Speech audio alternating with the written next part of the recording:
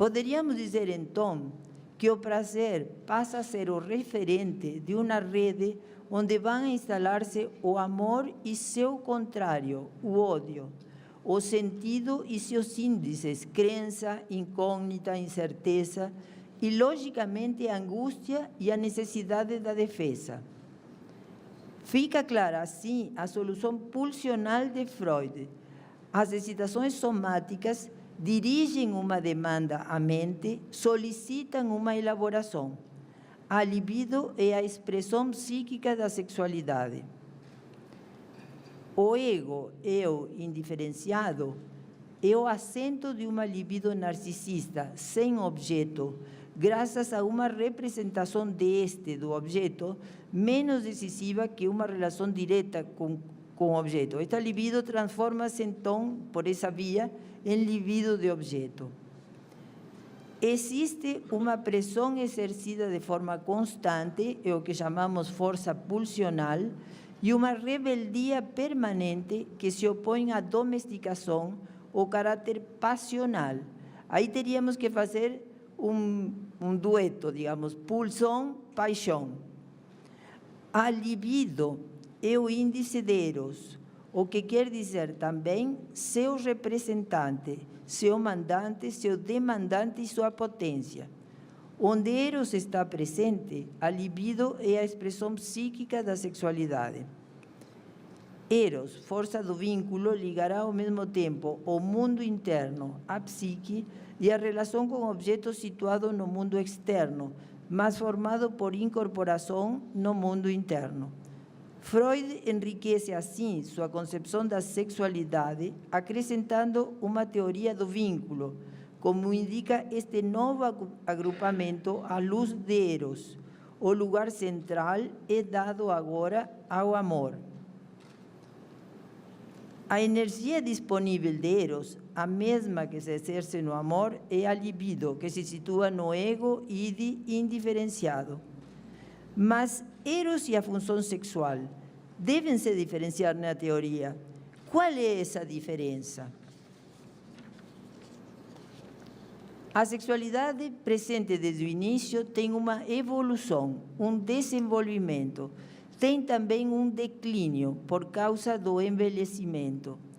Eros, no entanto, é atemporal, porque se a força é passível de experimentar variações de quantia, os traços nêmicos das experiências eróticas com as diversas expressões do objeto, ligadas às da destrutividade, estão inscritas de forma atemporal, para sempre, na psique graças ao inconsciente.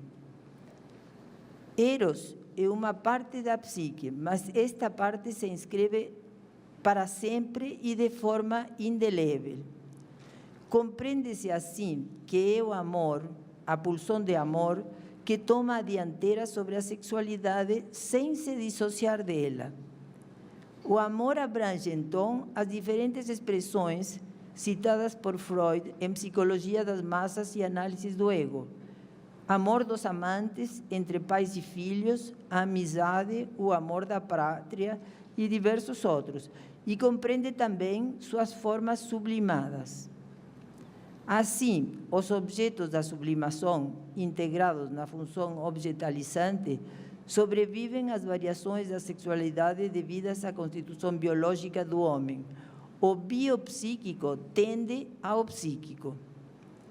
Nestas condições, a espiritualidade, tão manifestamente presente no amor, mas também tão manifestamente habitada pela sexualidade, encontra seu lugar na teoria freudiana como um dos avatares possíveis de Eros. Bom, desde outra perspectiva, vamos pegar o ângulo traumático. A psicanálise nasceu da teoria traumática, que identificava o trauma com uma sedução. Foi abandonada depois como etiologia única da psiconeuroses em favor da concepção que privilegiava a fantasia. Desde então, o problema não deixou de surgir e de ser reavaliado na psicanálise. Ferenczi traz um aporte importante quando diz que o trauma não se limita à ação excessivamente violenta de uma excitação sexual prematura e imposta. O trauma estaria na ausência de uma resposta do objeto a uma situação de desvalimento que mutila para sempre o ego, porque conserva um núcleo primitivo que se reativará frente a certos estímulos durante a vida toda. Uma autora que vocês devem conhecer, que se chama Joyce McDougall, nos traz uma interpretação mais recente ou atual, quando afirma a natureza traumática por essência da sexualidade.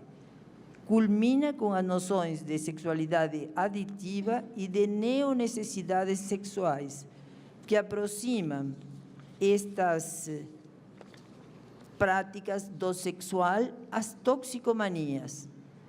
Entra também na intimidade das relações entre o sexual e o somático. Estas últimas ideias acham uma ponte entre o psicossexual e o psicossomático.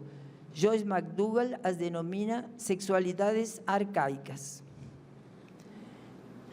Existem traumas universais na existência humana. A existência do outro, a descoberta da diferença dos sexos e das gerações e a impossibilidade de evitar a morte. É importante considerar o valor da supervivência psíquica consecutiva ao trauma, que representam os sintomas sofridos pelo paciente. Podem surgir também mecanismos de desmentida, recusa, excisão que tentam minimizar as perdas de objeto, as ameaças que pesam sobre a identidade, o medo e outras reações.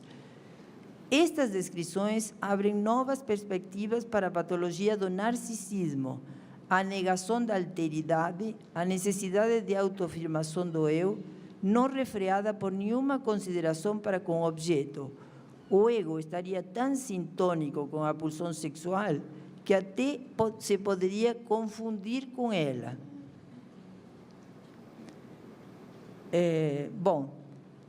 Uma das razões de que a sexualidade tenha sido relegada a um papel secundário na cura poderia ter a ver com a maior solicitação de atenção para com os pacientes que apresentam estruturas não neuróticas. A exploração ou pesquisa analítica se afastará da sexualidade para se dirigir ao eu, o ego. Os pacientes borderline foram objeto de um interesse crescente e a sexualidade deixou de ser, de fato, um ponto central em relação ao papel que era conveniente atribuir-lhe na gênese da neurose. Quando Freud trata das relações neurose-psicose, em seus artículos de 1924, admite implicitamente que os processos de defesa que afetam o ego, se são intrusões, fissuras, são responsáveis das extravagâncias e loucuras dos homens e desempenham um papel equivalente ao da sexualidade nas neuroses. Melanie Klein enfatizou mais as pulsões destrutivas e tirou a ênfase das pulsões sexuais, assim como a das fixações neuróticas, passou para as fases depressivas e esquizoparanoides. Outros autores centraram seu interesse no ego, suas regressões, fixações, arcaísmos inadaptados. Não podemos negar que a escuta do material dos casos fronteiriços não revela de forma tão clara quanto nas neuroses as relações entre o discurso manifesto e a sexualidade, tal como se deixa adivinhar no discurso latente e no inconsciente.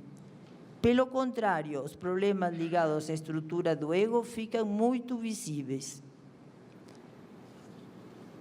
Então, desde Freud até a atualidade, a dissociação entre sexualidade e reprodução, possibilitada pelas técnicas biológicas, constitui o progresso maior da prática sexual legalizada. Anticoncepcionais, maternidades tardias, inseminação, procriação assistida.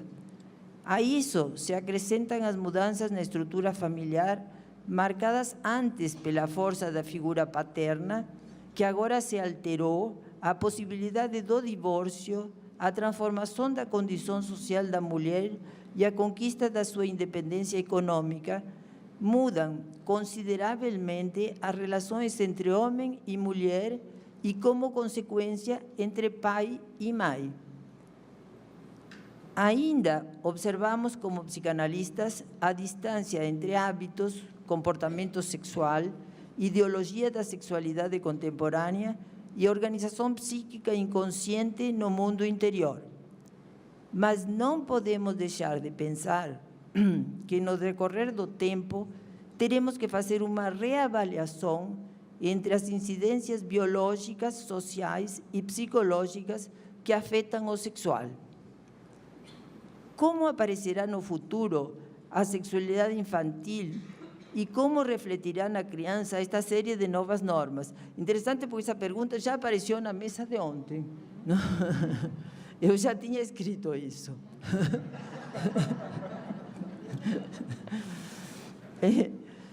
Pode se manifestar em relações mais complexas entre a sexualidade e outros aspectos do psiquismo. Pensemos na importância atual das desordens do apetite, anorexia, bulimia e sua relação com as toxicomanias, que substituiriam hoje os sintomas mais diretamente vinculados com a sexualidade genital.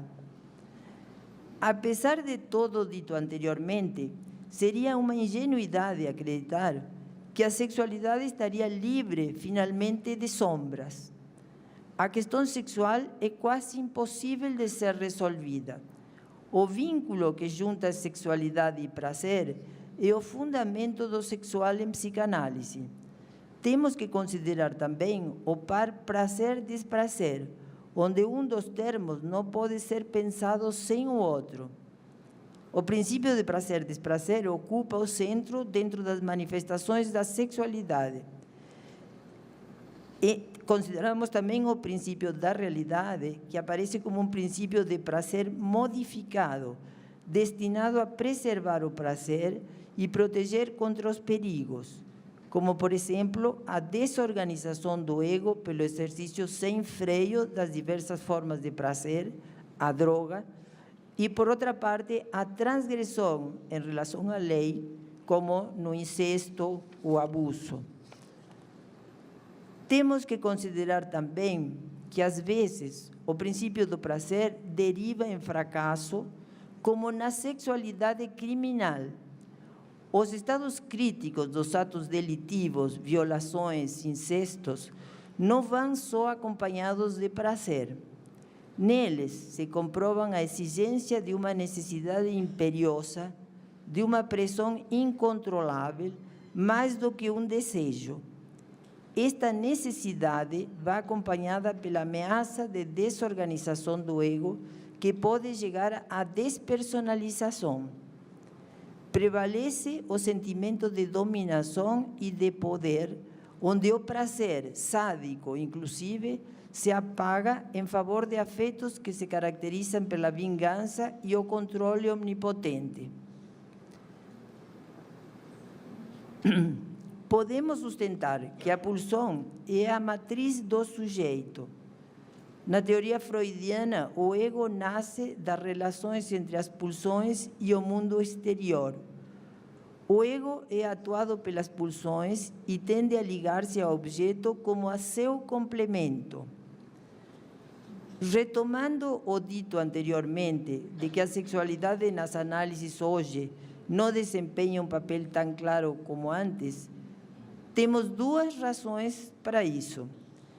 A primeira é que as indicações de análise têm se deslocado para pacientes mais regressivos que os neuróticos, quer dizer, para estruturas não neuróticas, que seriam os casos fronteiriços, personalidades narcisistas, caracteres patológicos, síndromes psicossomáticos, onde o papel etiopatogênico da sexualidade pareceria menos evidente.